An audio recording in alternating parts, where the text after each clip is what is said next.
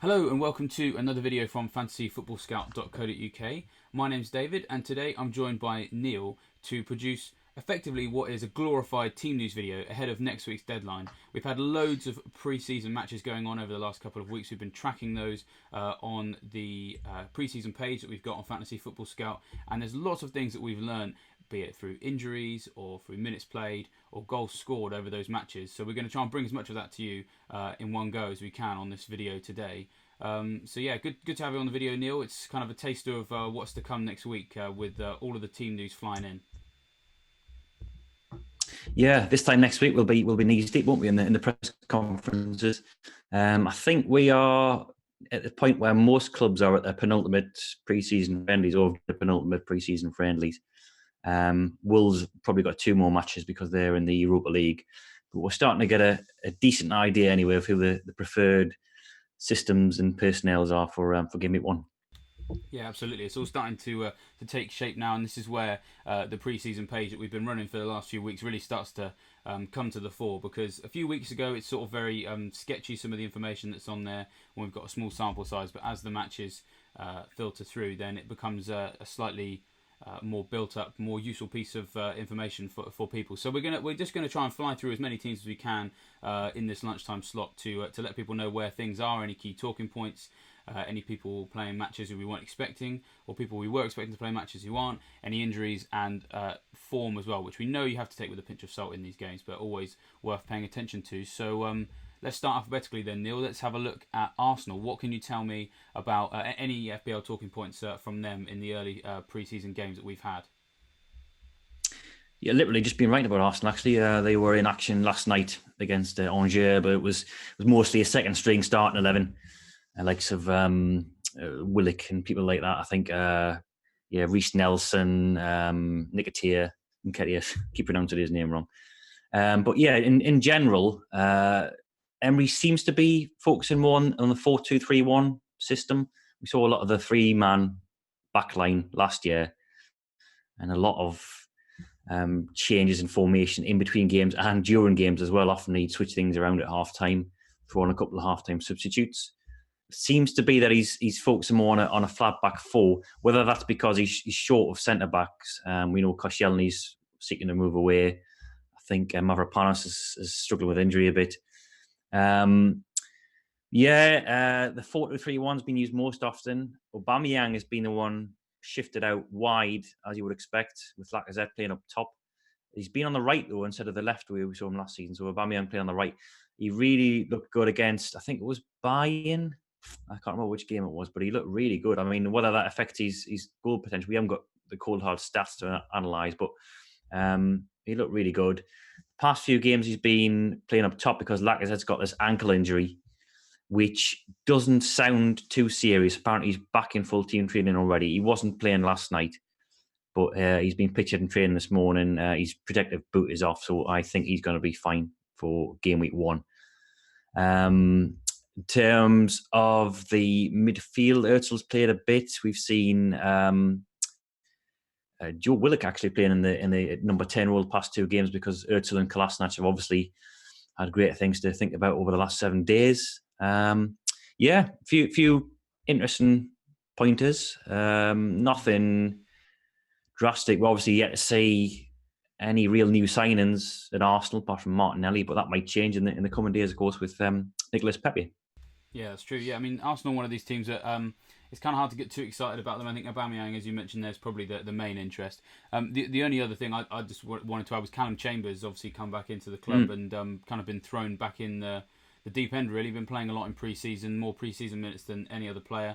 He's 4.5, which is kind of a nice price, but, you know, do we really want to talk about Arsenal defenders? No, we don't. So let's move on to Aston Villa then, which I think there's a lot more interest here, even though they're a newly promoted side. There's a lot of potential with Villa. I was looking at some of their central midfielders when they got promoted. They've signed a few extra players now. Tom Heaton, of course, signed today. Marvelous has joined as well. There's a lot of uncertainty with Aston Villa right now, isn't it? I think the pre-season minutes kind of demonstrate that, especially in the attacking slots that they have available. Yeah, we'll yet to see a few players even represent Villa. As you say, Heaton Yet another goalkeeper to throw into the mix. They've got about, I think, 3 or 4 already on the books. It's been Jed Steer, who's played the most minutes so far in pre-season. But you would probably expect Heaton to topple whoever's the current number one. We've seen Grealish place the most minutes, which I think, again, is to be expected. He's a sort of talismanic figure to an extent, playing as one of the two more advanced central midfielders in this. I suppose you could call it a 4-1-4-1, a bit like what Leicester play. I suppose it's a 4-3-3, depending on how you look at it.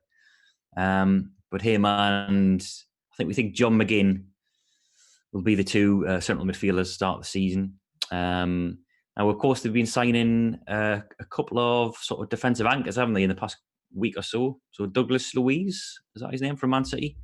Yeah, that's and the fella who they signed this morning, the marvellous guy, is he's a defensive midfielder as well. So whether that impacts on Conor Hourihane is another question, because he's been playing as the sort of furthest most back central midfielder. So the guy who sits in front of the back four, but his role was generally more of a deep line playmaker than a midfield spoiler. So I sort of worry about his minutes when the season gets underway. We've seen Jota on the right wing. He's looked very, very good. I mean, the limited amount of games I've seen of Villa, Jota's impressed me, actually, against my better judgment, because he didn't really. I don't really criticize, because he's playing for Birmingham, a slightly different team who weren't as possession based as what Villa are, but didn't really tear up the Championship last season. Still got decent assists, returns, but yeah, he's looked fairly sharp. And we've seen Wesley as well up top, who sat out the last game with a minor issue, but he's expected to be fit for the start of the season. And he took a penalty, I believe. That was one of the things we weren't sure about, because Tammy Abraham was Villa's chief penalty taker last season. And I think the only other guy who took one for Villa was Jonathan Cudge, who has been away with the Ivory Coast and isn't probably going to be a first-team regular. So it might well be that Wesley is on penalties for Villa. Yeah, that's certainly an exciting prospect, the penalties there. As you mentioned, Abraham on them last season. One thing I just wanted to highlight were two things actually on Villa. I've just taken us back to the pre-season page. I had the just the spreadsheet of minutes open before. Obviously, we've been, as I said, we've been logging all of the results and the goals and the assists. And one thing that sort of does concern a few people, I suppose, is there's a lot of spread of attacking returns from these players. Even in pre-season, we kind of saw it last season as well. Wesley, 2 goals, 2 assists. Grealish, 2 goals, 2 assists. We've got Jota with 2 goals, 1 assist. McGinn with 2 goals. There's so many attacking options in that team that because it's a newly promoted team, knowing which one of those are going to be the ones that actually cut it in the Premier League might be kind of difficult. And if they all do, again, it's still kind of difficult. If you often have a team with lots of different players all doing quite well, pinning down just one to stay on can be quite hard. It's not quite the same as just picking a Zaha at Palace or a Vardy at Leicester or something like that. So there is a lot of spread of that. And then just the only other one is there's been a lot of interest in that right back, Gilbert. Oh yeah.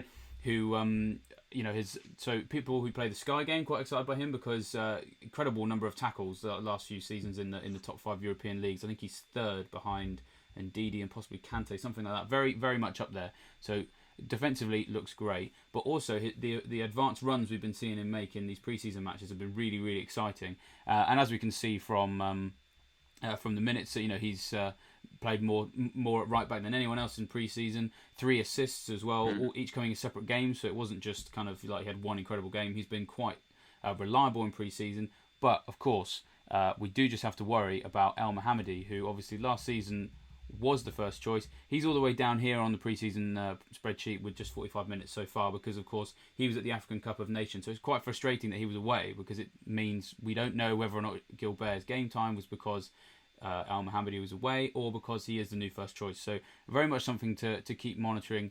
I mean, he's 4.5, so if he doesn't play as many games as he like at the start of the season, maybe it's not the end of the world. But people excited by him should definitely just keep half an eye on what El Mohammadi's going to be getting up to. More experience than him in the Premier League as well. Let's talk about Bournemouth. Lots of confusion at this club, specifically in the goalkeeping department. We thought there were 3 goalkeepers to choose from. Well, now there's 4. So what now? Yeah, Aaron Ramsdale, who I must admit I wasn't aware of before the start of this pre-season. I do think he's going to be probably third or fourth choice. But yeah, there's a couple of clubs, isn't there? Burnley to an extent, Villa until they signed Heaton, that we're not quite sure of. And I think these final sets of pre-season friendlies this weekend might be the telling selections, who we'll probably go with in our team news. But yeah, it is Ramsdale who's got the most minutes so far, or joint with Travers. Yeah, Bogovic and Boric never really convinced last season. I wonder if I was looking at another goalkeeper to bring in before the transfer deadline day next Thursday. So yeah, a lot of uncertainty there. A lot of uncertainty in defence, I suppose, as well, especially in the full-back positions, because they've recruited in the summer Lloyd Kelly from Bristol City, Jack Stacey from Luton, I believe. Both 4.5 defenders. Both played 180 minutes. One's a right back, one's a left back. Now, we've seen rumours in the last 24 hours that Kelly's picked up an injury, which I think has got a few people excited about. Diego Rico, who is a left back, and he's also 4 million in FPL. So that's something to watch this weekend. They have got a number of other options they can play at left back. Adam Smith played there quite a bit last season. Charlie Daniels is still injured. So yeah, a bit of uncertainty there. A bit of uncertainty on the right wing as well after the news last night that Ryan Fraser, not Ryan Fraser, it's David Brooks is going to be out for the best part of 3 months with an ankle injury. So they have just signed a winger this morning, whether he's going to be ready to bed in. He's already played in the Belgian league this season, so he's probably match fit. So yeah, apart from that, as you were really in terms of the main fantasy assets, Wilson's scored a couple in the first pre-season game against Wimbledon. Hasn't scored since then. Fraser's got a couple as well, and King's yet to get off the mark. So advantage very much with the more expensive midfielders and forwards and Bournemouth squad for those like me who was considering Josh King as the cheaper alternative. Yeah, the Josh King angle is a frustrating one, I think, for a lot of people because we haven't seen enough of him in pre-season. We always say that the results and the goals and the assists can only tell you so much, but it's the lack of appearances and regular game time that has us most worried. He had a few injury problems at the end of last season, niggly here and there, maybe still recovering from those. Only the little talking point that was quite interesting was that Jordan Ibe basically played up front against Brentford a couple of days ago. Got himself a goal and assist. Looked really good in that game. It is just one game. It is Brentford, who are Championship opposition, although you'd expect Championship sides to be in better shape at this stage of pre-season than Premier League ones because they start a week early. So read into that what you will. But it's certainly interesting to know that Eddie Howe sees Jordan Ibe, obviously a midfielder on FPL, quite cheap as well, 5 million I believe, as a potential alternative up front. That is quite exciting. Perhaps maybe one for the future. Let's have a look at Brighton then. A lot of uncertainty here from fantasy managers, I suppose, mainly because, and we've covered this kind of all pre-season, is that you never really know what you're going to get with a Graham Potter lineup, right? So who do you think is probably the most nailed on? And have we seen anything in pre-season that suggests that this is a team that actually could score goals this season? Certainly the latter. They've hit 4 goals on 2 occasions. Actually, they scored 5 against Liefering. So, yeah, we were just discussing this the other day, weren't we, on our Slack channel, saying we're not quite sure what to expect from Brighton. They could easily crash and burn, or they might surprise a few people. We just don't know. They're one of the great unknowns this summer, I think, because of the new manager, this new attacking ethos that he's going to instill. Signed a few new players as well. Leandro Trossard is new winger they've signed, and he picked up 3 assists on Saturday. Was taking corners as well in Pascal Gross's absence. I think he was on the bench. So yeah, he's caught the eye. Murray's been amongst the goals. He's got a couple. Again, I think it'll be this Friday's friendly against Valencia that might tell us the starting lineup for game week 1. They've got some really good fixtures, haven't they, in the first half dozen game weeks of the season. It'll be a punt and a half if you're backing them. If you're looking at fixtures, then they're definitely one of the best. But there is so much still unknown about them. Shane Duffy, we could call him a troll, I guess. In was it game week 33, the first of the 2 double game weeks that I had anyway. When a lot of people captained him, including myself. But he scored twice at the weekend against Birmingham. I think what many people are concerned about with Brighton is if Potter is going to be more attacking, will that come at the expense of defensive solidity? Not that Brighton got that many clean sheets last season anyway, but that I think the price rise for Duffy as well up to 5 million. That is a lot to pay for a Brighton defender. So I think I'll probably be staying clear for the time being. But yeah, there's been some interesting sort of minutes documented in pre-season spreadsheet that we've got. So Lacardi has been, I think, more involved than he was under Houghton, playing in the three attacking positions behind either Murray or Andone. And as we say, Trossard as well has caught the eye on the flank. So he might take some of the set piece responsibilities away from Gross. That's something to watch. We'll get more information on that as the season develops in our members area. So I'll be keeping my eye on that, I think. Yeah, very much wait and see, I think, with Brighton. And just also because let's say that Potter puts out one particular formation in game week 1, for all we know, from what we're hearing from the people in Swansea, that game week 2 could be a completely different team, completely different formation. So very much keep an eye there. So let's move on to Burnley now. Now, we had been sort of concerned about some of the goalkeeper situation at Burnley, possibly resolved a little bit by this morning's news that Tom Heaton's obviously signed for Aston Villa.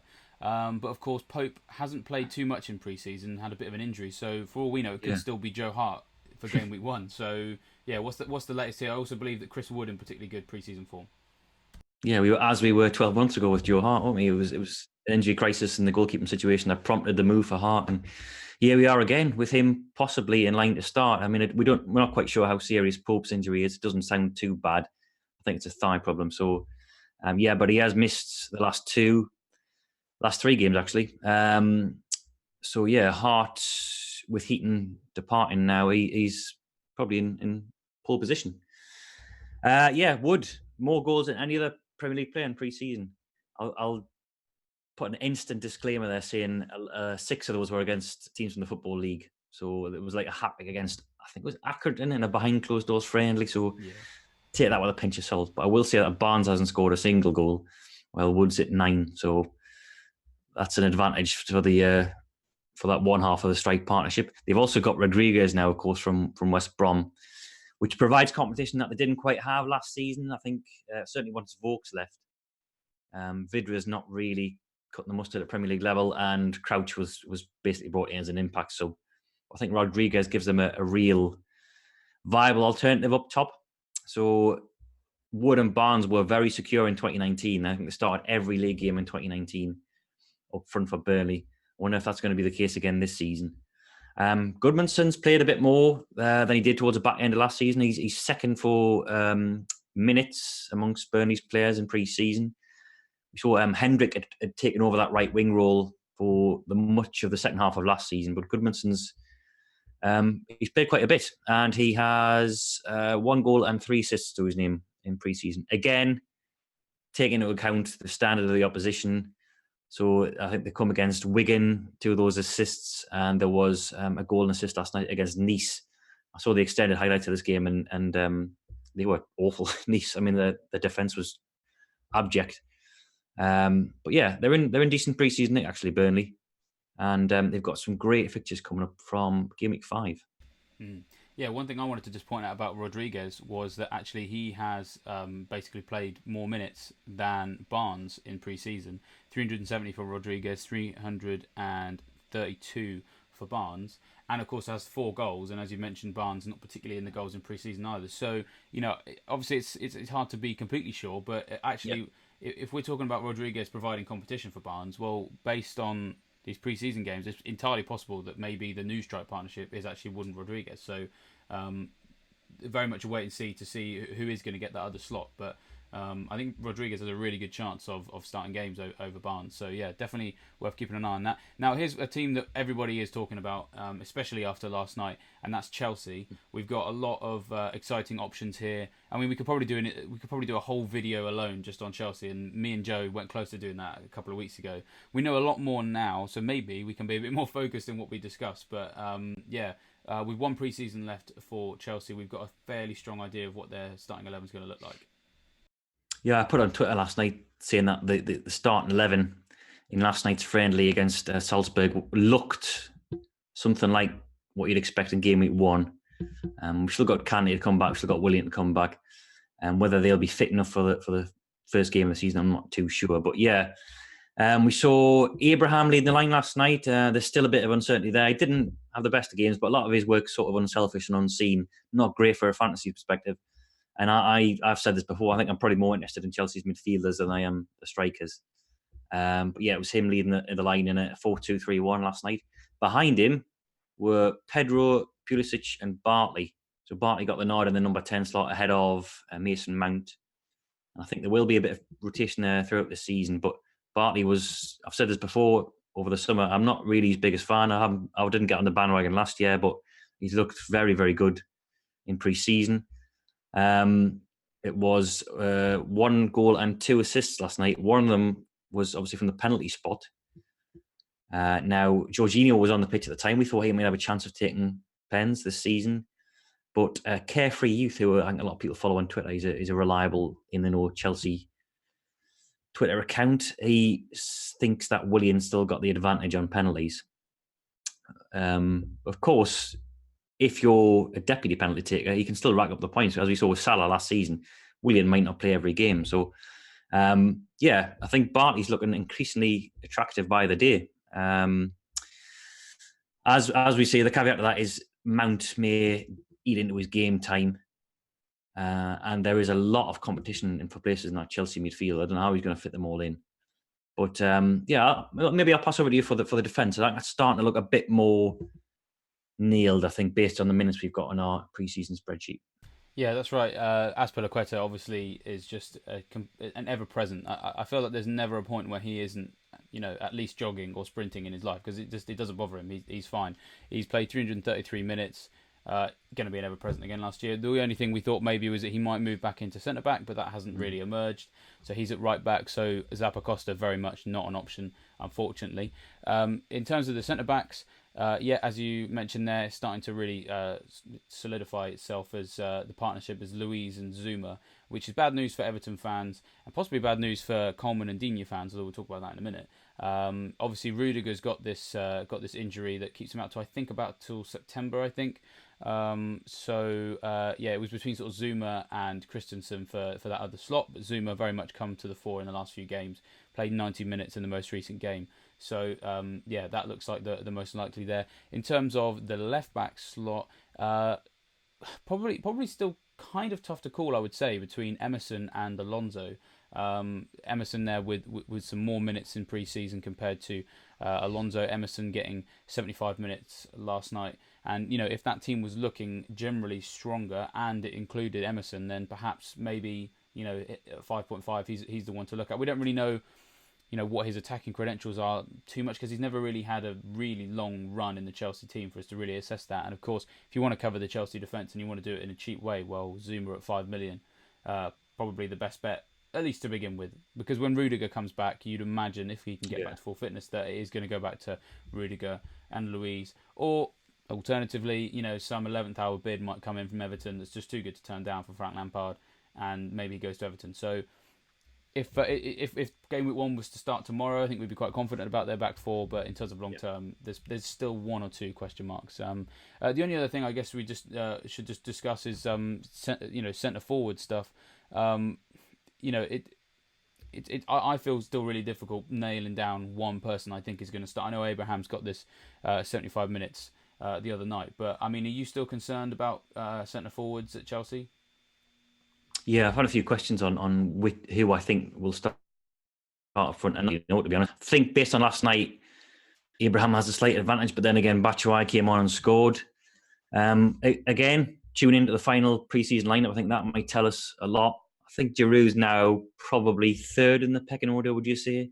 Didn't get on last night and yeah, probably doesn't seem to fit in with this sort of dynamic that Lampard's cultivating at Chelsea.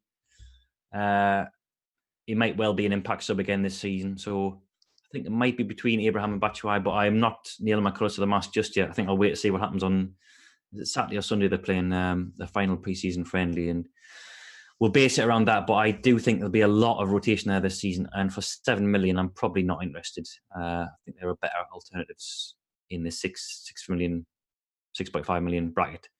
who are more nailed. So I think I'll be personally focusing on Chelsea's midfielders. Yeah, that seems like the way to go.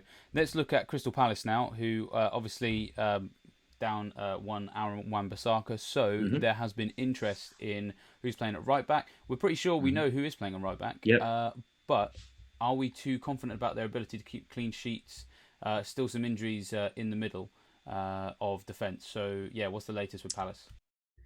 Yeah, Joel Ward has played the most minutes of any of Palace's defenders in pre-season. So unless they sign somebody between now and next week, which I think might happen actually, they can't really go through the season with just Joel Ward. I suppose Martin Kelly can play there as well, but I would expect them to reinforce over the next 7 days. For now, it's Joel Ward at right back, and obviously Van Aanholt at left back. For those hoping for Kelly to start the season, he's the 4 million FPL option. He was the most popular. I think he's in more than 1 in 4 squads. Obviously, mostly is just bench fodder. But Mamadou Sakho is back from injury. He played as a substitute in the second before last friendly. And then he played an hour against, I think it was Wimbledon in midweek. It was a reserve friendly, really. But he was the one senior player represented along with Connor Wickham. So he's got another hour under his belt. Again, whether he's fit enough for game week 1, I'm not sure. But if you're banking on any kind of minutes for Kelly, which I'm sure people weren't, then long-term prospects aren't good on that front. I mean, Tompkins isn't back yet, so one of Kelly and Dan will play for the time being, I think. But again, Hodgson might enter into the transfer market and address those problems. I think the only other thing I've seen in pre-season worth noting is the sort of the front two. So, in the absence of Zaha, who's been away with Ivory Coast, African Cup of Nations, we've had Benteke up front. We sort of knew that would happen. He was injured for much of last season, but came back into the picture towards the end of the campaign and was played up top with Zaha, 4-4-2. It's been Jeffrey Schlupp playing up alongside him as a sort of second striker, number 10 type role. So he was an out of position asset last season, playing as a midfielder when categorised as defender.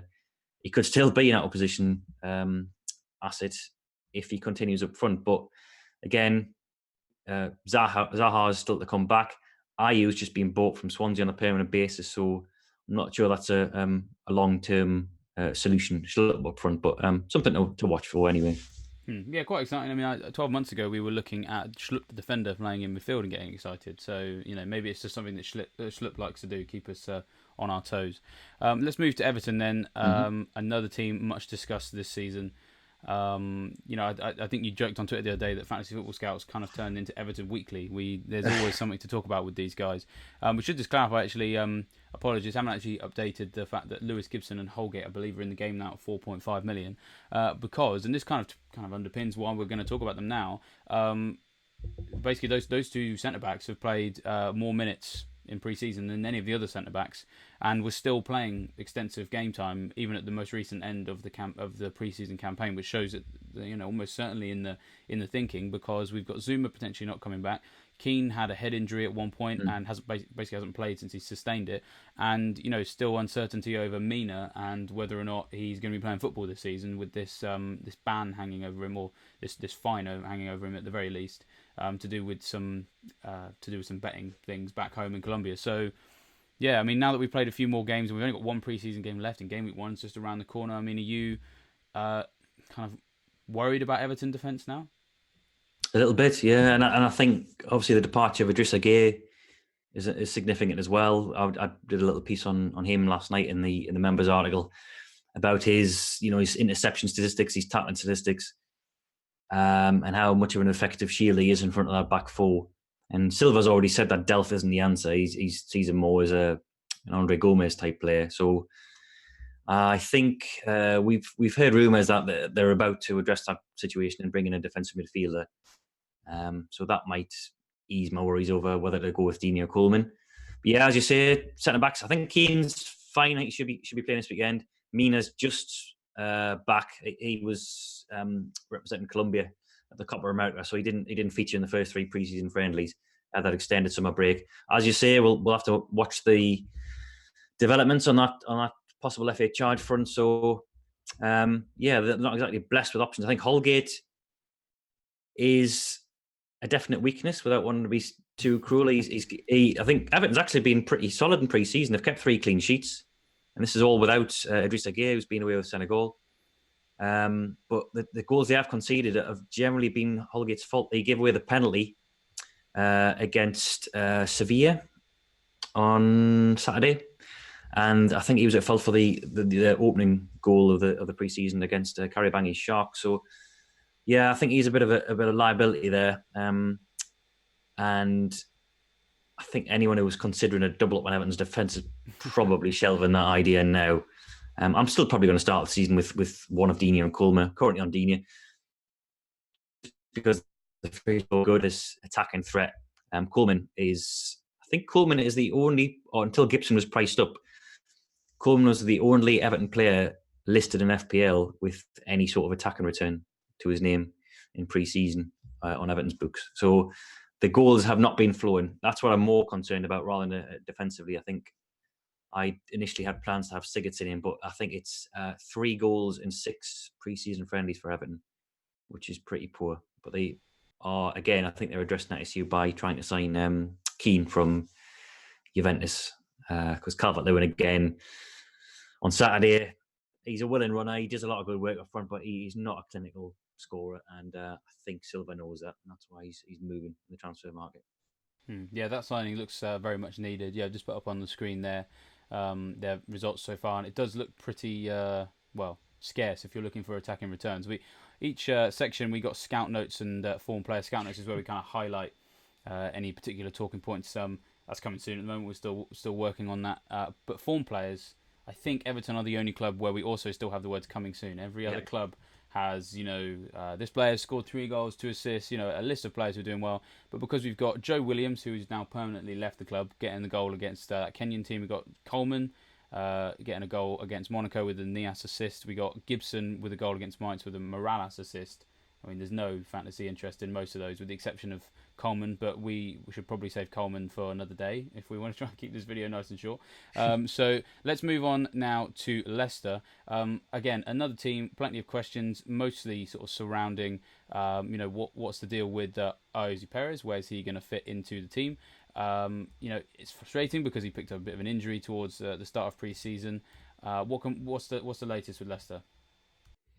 We've got a pretty good idea of what the team might be at the start of the season, because Rodgers split his squad in 2 at the weekend. He sent one team to Stoke and one to Rotherham. And the team at Stoke was unquestionably the strongest one of the 2. So it had, it was a 4-4-2 diamond, actually. We've been used to them playing a 4-1-4-1. I think he's just experimenting with different systems in order to break teams down who are sitting back. We saw that with Newcastle towards the end of last season. So Perez has played on the right of a 4-1-4-1. We saw that against Scunthorpe. He was very good in that. He was heavily involved, sort of cutting in from that flank. We saw Pereira bombing past him, and he provided this assist for Perez's goal. On Saturday, he played up front with Vardy in this diamond system, and with Maddison in the number 10.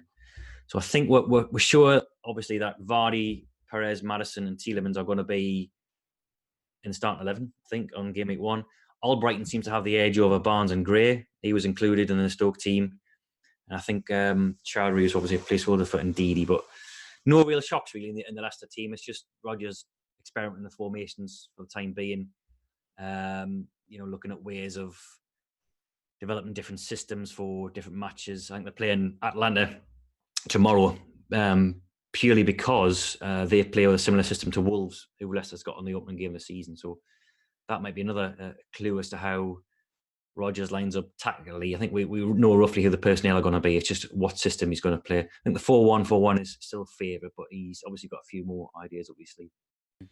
Yeah, absolutely. And because we saw it a little bit with Maddison last year, that he kind of, or towards the end of last season, I should say, moved around the pitch a little bit. Sometimes as a central midfielder, sometimes on the left, sometimes as the number 10. So, yeah, very much a manager who is prepared to change things tactically. And I suppose the frustrating thing is, I guess, is Wolves play quite a rare formation. Not many people play 3-5-2 these days. So maybe what he goes with for game week 1 isn't what he goes with for game week 2. Yeah, so, possibly. Yeah, definitely have to keep an eye out there. We're now on to Liverpool. Now, obviously there's a few key players they've had missing from pre-season, so we should just say that when we look at these minutes, this is probably one of the teams that we most have to clarify that there is a bit of a kind of disclaimer with. But at the same time, if some of these players, like for example Sadio Mane, who's not been involved at all yet, already been ruled out of the Community Shield. Divock Origi, what chances do you think his chances to start game week 1 are looking good? I don't know. I think I was more confident about 3 or 4 weeks ago because I did think we're pretty much expecting Mane to set out game week 1, I think, or at least be on the bench. He's due back in training on Monday, I believe, which gives him 4 days before the Norwich game. I don't think that's enough to start. Could be wrong. I think he may be amongst the substitutes given the fixture at home to Norwich, which is, dare I say it, eminently winnable without him. We saw Firmino and Salah get their first pre-season minutes last night. Liverpool beat Lyon 3-1. So they both got 30 and 45 minutes under the belt. Alisson too, he came back, made an absolute clanger for the Lyon goal. So I think it's everyone now, bar Mane, in the Liverpool squad list who's got minutes to the name in pre-season. So yeah, as you said, the one slot is Mane's to fill. If we think that Salah and Firmino will start, which is not guaranteed, I think the Community Shield might be a pointer in that direction. Then there's this left wing spot. Now, Origi has played there before, but we saw against Sporting and against Napoli, Wijnaldum playing on the left. Now, I think it was against Barca. He played as the false 9 in the Champions League last season. So right. He's got previous for playing in the front three. There was mixed results. He worked quite well against Sporting, didn't do so against Napoli. So I think that is quite hard to call at the moment. Origi has been a mixed bag, I think, in pre-season. A couple of 3 goals to his name, which is, looks quite good. But against Napoli, he just sort of wasn't making the ball stick. And I know he was playing as the sort of central focal point of that attack. And obviously, you will play better when you're alongside Salah and Firmino. So maybe he has still got the slight advantage. But it's worth noting that Wijnaldum has been trialled on the left flank, I think, in the 2 friendlies before last night. The back 4 was the first choice in the Sporting and Napoli game. So Alexander-Arnold, Robertson, Van Dijk, and Matip, who we still think is the first choice centre half, I think now, conceded 5 goals in those 2 games, although they didn't have Alisson in net. So hopefully they're just getting it out of the system. Yeah, so I'm still sort of up in the air about going for that second Liverpool defender. As you mentioned there, the defence hasn't looked great in those pre-season games. Of course, they are only pre-season games. But, we kind of, when we were looking towards the latter half of last season, there was some regression on Liverpool's part defensively, whilst Manchester City's defence was improving. And as a great man once said, defence is what wins you titles. So, that was really a key thing for them losing out on the title. And because that, there's a possibility that could maybe continue into the start of next season. I mean, I'm going to want one of Robertson or Alexander-Arnold anyway, because the attacking out potential is so great. But actually going for one of these second defenders, I'm still not sort of sold on, for reasons just mentioned there. But also, I find it hard to believe myself that Matip is the first choice centre-back. But that's just my opinion. I think Gomez is the better centre-back. But of course, he's a more versatile option. So will Klopp use him to rotate in with Alexander-Arnold or something like that? So, yeah, I think that this idea of going for one of those second Liverpool defenders isn't quite as... it just feels harder to do than it did when we first saw the price list, and we hoped that it would look a better tactic. I don't know what you think about that. Yeah, I think the fact that Matip strung together those series of games towards the end of last season is why he's got the slight advantage now. But yeah, long term, you wouldn't like to call it. They've still got Lovren as well to call upon. Gomez was injured for a large chunk of last season, and probably Klopp sees him as the long-term partner alongside Van Dijk. But Matip's fairly impressive towards the end of last season. Probably merits start. It's his shirt to lose, I would suggest. But yeah, hasn't been overly convincing in pre-season, nor has any of them. Alexander-Arnold, I should say, had an absolute stinker against Napoli. All the goals came from his side of the pitch. Yes, didn't have much support in front of him. I think it was Oxlade-Chamberlain playing on the right. But yeah, he does have those games now and again, doesn't he, Alexander-Arnold? There's no question in his attacking potential, but he's liable, I think, against the very best teams to get found out a bit. But of course, Liverpool don't have many of those in the first couple of months of the season. Yeah, that's true. And as Callum points out in the live chat, we have the Community Shield to look forward to, which is really, really helpful. And we also have the same advantage for the next team alphabetically, which is, of course, Manchester City. They played 4 pre-season friendlies so far, and there are some things we can talk about here, but very much so, Man City's pre-season friendlies really have been against teams who you would expect them to beat heavily. They have done that. It's kind of hard to say, that one particular player is showing better form than others. I suppose the key talking point here really is that Sterling's been playing up front because Aguero and Jesus haven't been back for pre-season games. Is there anything you've seen from Man City that gives you think it's the biggest talking point, or are you kind of really just mostly hoping for a kind of the Community Shield to tell you more than matches against some of these rubbish teams is going to tell you? Yeah, I suppose so. I mean, they did play 2 Premier League teams in West Ham, who they beat heavily, and Wolves, who they drew 0-0 with. So, yeah, to be honest, I think Man City is one of the least discussed teams of pre-season from our point of view in terms of editorial, because there's not a great deal changed. They brought in Rodri as a long-term replacement for Fernandinho. They're playing the same system, really. It's a similar set of players. Sterling, as you say, has been the placeholder up front as the central striker in the 4-3-3. So Sané has been playing a lot on the left with Bernardo on the right. But we will expect, obviously, Aguero or Jesus to come back into that central role once they get up to speed. We saw yesterday, didn't we, that they're back in training. So I think they might feature for a few minutes at the Community Shield. I'm not sure if they're quite ready to start. I think they might be on the bench. I might be wrong there, but it would be a big ask, I think, to play Liverpool after less than a week of pre-season training. So we might see Sterling start the season as the 9, but it's probably not going to last. He's been the form player in terms of attacking returns. There's been 6 of those, 4 goals to assist. De Bruyne, who a lot of folk are half considering as either alternatives to Sterling or playing alongside him. 1 goal and 3 assists for him. He's, as you'd expect, been playing deeper in the central midfield, 3 very deep, I think, on one occasion. But still, regardless, racking up the assists, whether it be from open play or set pieces. So nothing much we haven't already learned, I think, in the previous season that's happened in the 4 games they've played so far. Yeah, exactly. Yeah, I mean, it's the Community Shield is going to tell us more than anything those games were. The only thing I just wanted to add defensively was Zinchenko has kind of been singled out as a fantasy asset for a lot of people. He's currently in my draft. For those interested in how he's currently coping with the potential rotation with Angelino and Mendy, obviously Mendy's not around, so he's not in the picture, which is good news. Angelino's started 2 games, I think it was.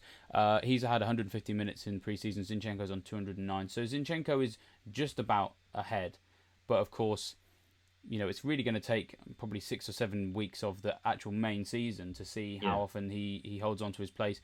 Possibly good for the opening couple of games. Zinchenko was very much a key player for Man City towards the end of last season, so hopefully that is something that we can run on. The other thing, of course, is that we're hearing these stories in the media today that Laporte has an injury, which would be frustrating for people because he's kind of been turned to as the number 1 defensive asset. He's probably the most nailed on defender in that team. If he has an injury at the start of the season, that's very much a spanner in the works because we don't know how long he's potentially going to be out for. If it's going to be a few weeks, then do you get him in with the hope he's going to come back, or do you look to John Stones, who's seemed to have been involved quite a lot for $1 million cheaper, but of course long term doesn't feel quite as nailed on as Laporte. So yeah, still a lot of things up in the air with Man City, which is annoying obviously because they are the best team in the league by definition of winning last season. So yeah, we'll just have to see on a few issues there. Let's move on to the other side of Manchester and look at Man United. Thing that kind of excites me the most, we were thinking Daniel James, potential punt for the start of the season. Is he going to play? Well, pre-season minutes so far would suggest that he's very much in Ole Gunnar Solskjaer's plans. Yeah, the joint highest number of minutes to his name. I think we saw their most recent friendly against Kristiansund in Norway. Again, as you would expect at this time of the season, starting to look like what we expect to see in Game Week 1. So with the exception of Pogba, who I think had missed a training session, he was on the bench, probably will come in for one of Matic or McTominay. I would suggest it's Matic based on current form. But apart from that, it looks a fairly settled side, I would say. He's got a lot of options to change it around. But yeah, so on Tuesday, we saw Dan James play on the right wing. We've been used to seeing him on the left. It was Rashford and Martial interchanging between the left wing and the striker spot. So it's a 4-2-3-1. They were constantly changing positions between the two. James over on the right, like I said. Lingard playing as the number 10. And I think it's telling that James, Lingard, Martial and Rashford, who all started that game, have got the most minutes to the name in our preseason spreadsheet, along with Wan-Bissaka, who's pretty nailed for the right back spot. Yeah, so I think hopes of Greenwood being a 4.5 million forward, they always looked optimistic. I think he'll come on and get game time, but he's just not going to start unless there are a few injuries. But yeah, starting to look fairly settled. Eric Bailly's out for 5 months now, so that's one less defender to worry about. Lindelof's your go-to centre-back there if you want security. And yeah, I think we're starting to get a fairly clear picture. What I will say about Dan James is looks rapid and very appealing at 6 million. Not much end product currently. He's still very young. He's going to get better. Of course he is. He hasn't got a single goal or assist to his name in pre-season yet. So jury, I suppose, still out on him. But he certainly fits in with this new dynamic that Solskjaer's working on, rapid pace and players who can change positions in game and, between games. So I think he's going to play a prominent part, probably more so than we thought. Yeah, which is definitely exciting for those United fans and even just football fans who like to see an incredibly quick player, even if their end product isn't quite up to scratch yet. But it should improve under Solskjaer. Yeah. Let's we discussed some teams that we could talk about quickly in this video. I do apologise to Newcastle fans, but Newcastle was one of them because not too much interest in them at the start of the season. The fixtures are quite tough, and when I asked you for the talking points on this, Neale, you gave me 4 words. So maybe you should tell me what they are. Yeah, what I say, Almiron, Oop, and Richie injured. That's basically, yeah, it's the same formation as last season to an extent. Slight tweak to it. It's a wing-back system again, so we're probably not going to see Richie out of position. He is injured, though. He's got a hamstring problem. Doesn't sound too serious. Almiron's been the guy who's been picked alongside Joe Linton the past 2 games as an out-position striker. Still hasn't scored a single goal for Newcastle since signing, be it in a competitive match or in a pre-season friendly. Missed a penalty against Preston with Richie off the pitch. So, yes, a bit like James, he's a 6 million midfielder and looks attractive, but isn't really delivering on the end product front. Joe Linton's off the mark already, looks good. I've seen quite a bit of him, looks very good. And a lot of budget midfielders to pick from Newcastle. Hayden, Longstaff and Shelvey, not one of which will cost you more than 5 million. But as we say, no one's going to be interested in Newcastle in the short term, certainly, with the fixture they've got. They're absolutely terrible. I would say maybe long term, Shelvey's one to watch just from a fan's perspective because he was peripheral with Benitez last year, but playing much more of a part under Bruce and on set pieces as well. So one to add to the watch list for later in the season if they show any kind of form, which is doubtful. Yeah, we'll have to see on that one. But I'm sure that will be greatly connected to your mental health for most of the season. Let's move on to Norwich then, newly promoted side. Kind of looking a bit kind of Jekyll and Hyde in pre-season. They've had some good results, some bad results. One thing that has kind of been a recurring theme is they are still conceding goals, which they even did as they won promotion. In terms of some notes, then Pukki has actually missed a couple of games with a toe injury, and Buendia's been out as well. Obviously the first game's against Liverpool, so not a huge amount of interest, but what can you tell us sort of about players who might be coming in for those particular players, and anyone looking particularly good in pre-season so far? Yeah, I think they've been the most injury-hit team of pre-season, really, based on our records. So Grant Hanley's the latest. He's got his groin strain. He's the 4 million defender that some people thought might start this season. It's looking increasingly unlikely now. He should be fine. It's not long-term. Marco Stiepermann, who's the central attacking midfielder in this 4-2-3-1 system, he had a dead leg and was on the bench the weekend, didn't get on. Vrancic, who is the joint most expensive Norwich asset in the game, probably overpriced, I would suggest. I mean, Norwich fans might correct me, but he's a decent player. He's got some set piece potential. He took a free kick when he came on the other day, narrowly missed, but not sure if he's nailed enough to warrant that price tag. So yeah, we had Todd Cantwell playing as the number 10 against Atlanta whenever it was on Saturday, or was it in midweek? And he's a 4.5 million midfielder. Now you don't get many attacking midfielders for that price, so I do think Steve Emerman's going to be the first choice there. But if anything happens to him, he played quite well against Atlanta. Scored the only goal of the game for Norwich. So a name I'd written off entirely when I did the budget midfielders piece, but someone I'll have an eye on without really being interested in his services initially. Apart from that, I think Pukki is probably the first choice. We saw Dermich recruited in the summer. He's going to be the backup, it looks like. We've had Moritz Leitner playing in central midfield. I think he's got the most minutes of any midfielder. Again, he's a deep line player, so probably not going to be the fantasy asset to monitor. Hernandez has been on the wings quite a bit. I expect him to start. And I think it'll probably be, at present, Tim Klose and Ben Godfrey at centre-back for game week 1 against Liverpool, because they still have Zimmerman out injured. And based on what I saw against Atlanta, I'd be very encouraged if I own a Liverpool player. They haven't kept a single clean sheet in pre-season. They've played the teams like Bonner SC, Brentford, Luton, Arminia Bielefeld, and haven't kept a single clean sheet. And they were pretty woeful against Atlanta from a defensive perspective. I think going forward, they're actually quite good, but Atlanta's first goal, if anyone's seen it, Klose just passes it straight to an Atlanta striker to put it into basically an empty net. So, yeah, I am even more certain that I'm going to captain a Liverpool asset in game week 1 now. And from what I saw, I didn't see the Atlanta game. I actually watched the Brentford game, which was admittedly on a training ground, so it's not quite a real, spectacle of a game.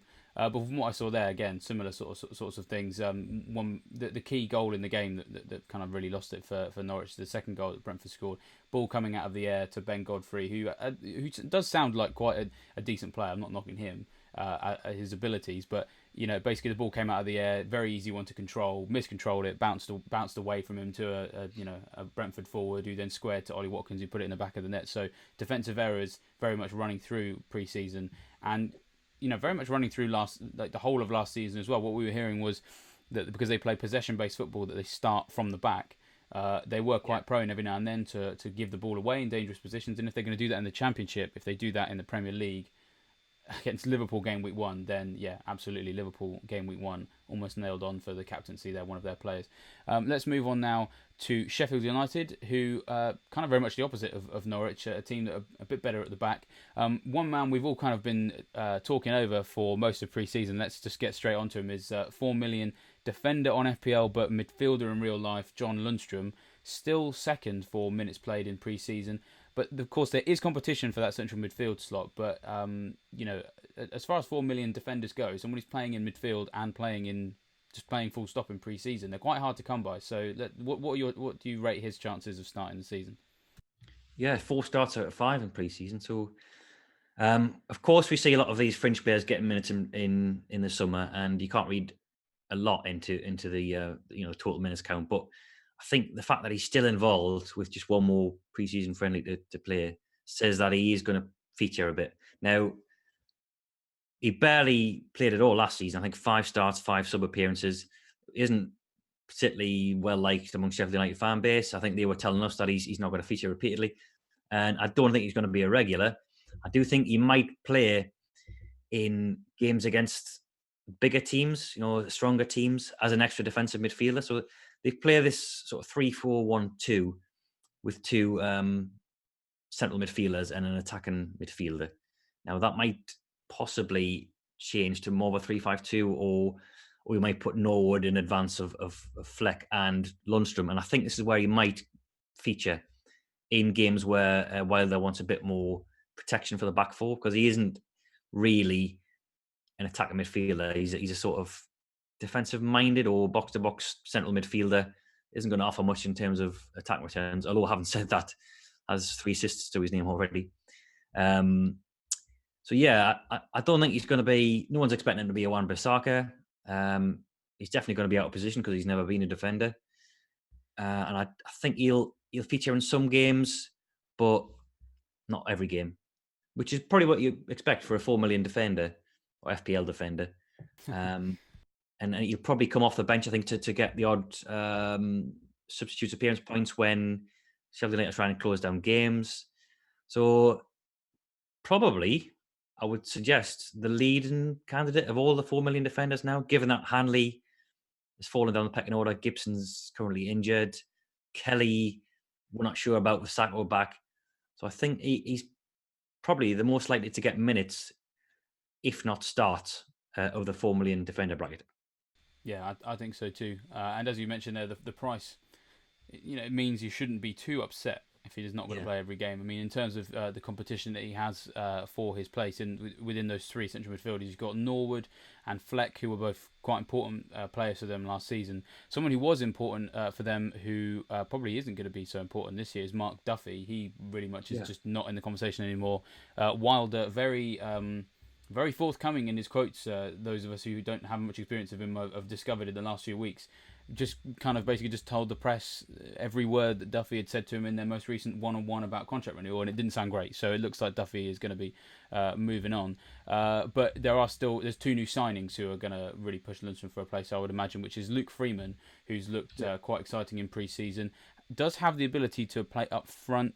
So, he's very much a versatile kind of attacking player who could play within that trio. And they've also bought Ben Osborne from Nottingham Forest as well.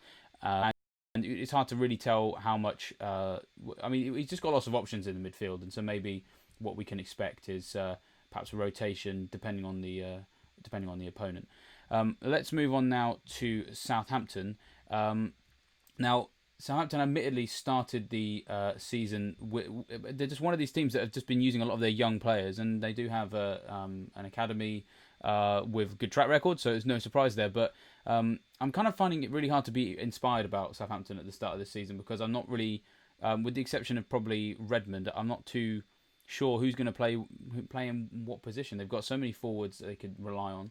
I mean, maybe you can bring some more insight and maybe more excitement to Southampton for me, Neale, but I'm struggling at the moment.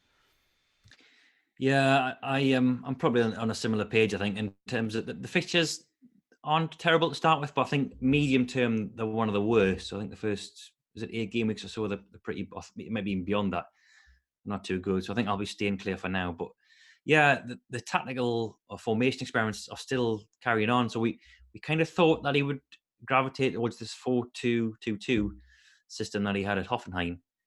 And that still might be the case now, but he started off pre-season playing that. He's gone back to a wing-back system. Whether that's because Oriol Romeo's been out with an injury and he hasn't got another sort of defensive central midfielder to play in that 4-2-2-2. But yeah, the last friendly they played, which was at Feyenoord, the 1-3-1. I actually watched this on the Sunday. It was the day after scout camp while you were playing football. I was sat there watching this. They played a 3-man central defence with wing-backs. They had Redmond, Adams and Ings all on the same side, sort of interweaving up top. Looked very good in attack. I think that this real high press, aggressive press, which led to Adams' goal. We saw it against, was it Watford last season when Shane Long scored his record-breaking goal? Oh yeah, that's right. When he charged down Foster. So similar situation. Yeah, Che Adams charged down the final defender, and his tackle actually sent the ball into the goal. So there's a lot of that going on. They clearly worked on that in pre-season. This high press defensively, I thought they looked quite suspect at the weekend. Feyenoord had a lot of chances, and it was pretty much the first choice back 3. I would say Yoshida, Vestergaard, and Bednarik, and they had Valerie and Bertrand on the flank. So that was pretty much your first choice back 5, I would say. So I think I'll be staying clear of the defence for now, but looking decent up top anyway. So yeah, Adams, Ings, and Redmond both all heavily featuring, and we've still got Ginetto to come in and play his first minutes from because he's been away with Marley. Of course, yeah, the African Cup of Nations. Mm. Let's move on to Spurs now. Now, there's been a lot of interest because of the results that they've been putting out over pre-season. And to be honest, they probably, out of all the teams, had the best pre-season fixtures, I would say, in terms of if you want a reliable idea of who's going to play regularly, who's in good form. Spurs games have been good because they've been playing Man United, Real Madrid, Bayern Munich, big teams. Any particular standout options? Obviously, and what's Kane's been what's Kane's form been like? And perhaps maybe Moura as well, because we know that Son is going to miss the first two games. So, what do you think is the key talking points for Spurs so far in pre-season? Yeah, Kane and Moura both got a same record in pre-season in terms of attack and return. So that's 2 goals and 1 assist each. Kane, I thought, was fairly impressive against Real. More so his position. So we've been sick of him dropping deep in the last season. But they were playing this 4-2-3-1 rather than a 4-4-2 diamond. So Kane was the lone striker in that. This was against Real Madrid yesterday, or 2 days ago, sorry. And he was consistently the most advanced forward. He scored their only goal of that game. Had another chance that Lamela played through. So any worries about him dropping deep, I think, eased slightly by seeing that game. Now, Lucas Moura, of course, is still to come in. It generally hasn't been Kane with Moura up top. So the first half of that Real Madrid game, it was Lamela, Eriksen and Son behind Kane. Lucas came on in the second half. And I think last night it was the reverse when they played against Bayern. So, yeah, we did a bit of research, didn't we, earlier this summer, how Lucas had a bit of a negative impact on Kane, and Son had the opposite effect. So, still doubt to an extent, but he's looked pretty good, Kane. Certainly put the cat amongst the pigeons with that goal against Juventus, from the halfway line. And, got an assist last night again for Eriksen's goal. So, look, I think, oddly enough, the standout player for me has been Lamela, which is an odd thing to say, and I'm not in any way suggesting people go for him, but he's looked really good past couple of games. I think we were in exactly the same position 12 months ago in the previous pre-season, and look how that ended up. So the proof will be in the pudding when the season starts, but Lamela's looked pretty good. I'll pass back over to you for the defensive side of things, because there's a few positions, I'm thinking full-back in particular, which are still to be determined, and yet another development yesterday in the Real Bayern Munich game. Yeah, so for me, I mean, at the moment, the right back slot is one that I'm kind of keeping an eye on, because we've got Aurier with this potential injury that's going to keep him out for a potential while. So Walker Peters is one that I have been looking at 5 million. I landed him in my fantasy league team, so I was very happy with that. I got him quite cheap there. Scoffed at, of course, but the start of the season could potentially be an option. Obviously, Juan Foyt's been playing a bit in pre-season, but he's suspended. In terms of, you've still got Rose and Davis on the left-hand side as well. There's just a lot up in the air. And we don't really even know necessarily if he's going to play with a back 4 or back 3. You never really know with Pochettino. So Walker Peters, I kind of like the idea of, but we'll have to see. In terms of the game yesterday, I didn't actually see it. I'm afraid, Neil. Yesterday was my day off, so you might just have to. Of course it was. Sorry. Yeah, Foyt got stretched it off. So as well as the suspension, there's the possibility that I may be injured as well. One fight. So good news for Walker Peters, I suppose. Because I do think One Fight was the favourite long term. Pochettino's been a big fan of his for a couple of seasons now. He's always talking him up. Played a lot last season as either the right-sided centre-half or as a right-back. And I think he would have been the favourite once he returned from suspension in Game Week 3. But if he's injured, then, yeah, that'll be interesting to monitor. 5 million route into Spurs defence is pretty appealing. Yeah, definitely. Absolutely. Very excited by that. Let's move on to Watford. Another team who haven't really played too many preseason friendlies. I think in total they're only going to play 4. So it's kind of hard to really know exactly what the starting 11 is. They've got defenders coming out their ears as ever. So a little bit of uncertainty here. Kind of very. I mean, I can say that they're very much under the radar because we're not really discussing them a great deal. So I mean, I'm not inspired. I'm probably not going to have a Watford player at the start of the season. Is there anything that stands out for you that fantasy managers need to either be aware of or be having on their radars for the start of the season? I think I'll be honest. It's probably the team I'm least genned up on, purely because they've only played three preseason games. Not much has happened in terms of the transfer market. Dawson's come in; he's in yet another defender to factor into the centre back equation. But I think it's as you were with Watford. I think it's just the same system. He's experimented with a 3-man defence in preseason. Oh, that's right. Yeah. Yeah.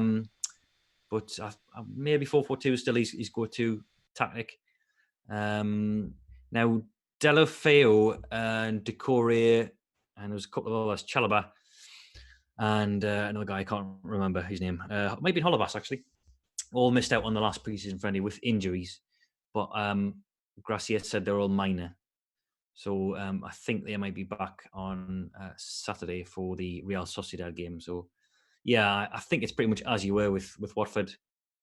Same players largely, and the only thing to watch, I think, on this weekend is whether or not he goes with a wing back system or whether he's just back to a 4-4-2, and we'll stick with that from game week 1. But yeah, I think that's pretty much it from a Watford perspective. Yeah, that's definitely one we can knock off nice and quick. Yeah. West Ham played considerably more preseason games. Obviously a lot of interest in sort of some of their more attacking players. I mean, I can say quite, emphatically, I'm not interested in their defence at all. No. With the exception of possibly Ben Johnson, who has been playing a fair bit, at 4 million. But really, it's going to be all about these attacking players. But there's a lot of choice for the manager. You've got Fornals has come in as a new signing. Hasn't played too much yet because obviously he's a new signing. But Yarmolenko, almost a kind of new signing anyway because he missed so much of last season. He's in the mix as well. Any players standing out as players we think are going to be nailed on in that attack every week in support to Haller, the new centre forward, and anyone playing particularly well in pre-season so far for West Ham? Well, they're 11, so the 10 outfielders that started last night's game against Hertha were the same 10 that started against Fulham. So maybe he's starting to settle on a team for game week 1. So yeah, it was Lanzini on the left, I believe, Fornals in the hole, and then Felipe Anderson on the right, who I think actually looked quite good on the right, and then Haller up front. Everyone combined quite well in the attack last night. They scored 5 goals. Fornals got off the mark, as did Haller. Both got an assist as well. Lanzini scored. Anderson's got just 1 assist to his name, I think, so far in pre-season. But I think he looked quite good against Man City in the Asian Cup game. So yeah, lots of options for West Ham. Got some decent fixtures coming up, and we'll see what happens against Athletic Bilbao this weekend. But maybe we're already seeing 3 attacking midfielders cement their places because they've got people like Yarmolenko, Antonio to choose from as well, Snodgrass. But it could be that it's Fornals, Lanzini, and Anderson who are the 3 that he goes for. I will say the only change they made to the team last night from the Fulham game was Fabianski, who picked up a knock in the warm-up last night and was replaced in goal. So I still yet to hear about the severity of that. Given that it was just a knock, then that maybe isn't too bad. But they looked fairly ropey about West Ham. I don't think the keeper really has impressed that much. Roberto played 90 last night, conceded 3. So as you said there, I think I'm more interested in their attackers than the defenders. But yeah, Johnson, formerly a defender, another one who's played some minutes. I think that's because Fredericks has been out with an injury past couple of games, but I believe he's all right. He's going to probably be involved this weekend and then again in game week 1. So maybe another short-lived 4 million defender. Yeah, and of course Man City game week 1 for West Ham. So that defensive fragility actually kind of good for fantasy managers if we're looking at Man City players, because you'd expect them to win comfortably against West Ham in game week 1. Let's look at the final team then, and that is Wolves. And thankfully they're relatively straightforward. The manager there doesn't like to rotate too often, and there's injuries to kind of make that even more difficult. Obviously they've signed this new striker, but very much an unknown as to what role he'll play. Possibly going to rotate with Jota and Jimenez, but we don't know yet. So other than that, anything that particularly stands out from a Wolves perspective from pre-season? A bit like Watford, pretty as you were from last season. I think obviously the main thing is Doherty's been out with an injury for the past 3 weeks. He's back in training. If he doesn't feature tonight, then he might be in line to play in the next Europa League qualifying, which is a week today. So we'll know, hopefully, before game week 1 whether he's fit enough to recover, whether people's interested in him at 6 million. I'm not too sure. But yeah, nothing a great deal to report. Same formation as last season, 3-5-2. Then Donk has been playing a fair bit. I think he's fourth in the list of minutes, which is no midfielder's got more than that on the Wolves books. So same back three last season. And I think, yeah, as you were. And then obviously with the addition of this new striker from AC Milan, who may eat into the game time, but I think FPL's priced him at 6, so that possibly tells you that he's got it all to do to break into the first team for now. Yeah, that's probably encouraging, that particular price. Although, yeah, we will just have to see. Right, so that brings us to the end of going through all of the teams. It's very comprehensive, but hopefully a useful exercise for people to get the latest on all of these teams, because next week is going to be very, very busy. So having something like this ready to go over ahead of next week is hopefully going to be useful for people. Preseason isn't quite over yet. There are still a few more games left to play. The details of all those games are all on the preseason page. So when this video is over, by all means go over and have a look at the information that's there, what else we still need to learn, and keep an eye on the scout notes that we'll be bringing out over the next couple of days on the preseason games as they occur. So aside from that, it's a goodbye from me. Yep, goodbye from me too. Goodbye all.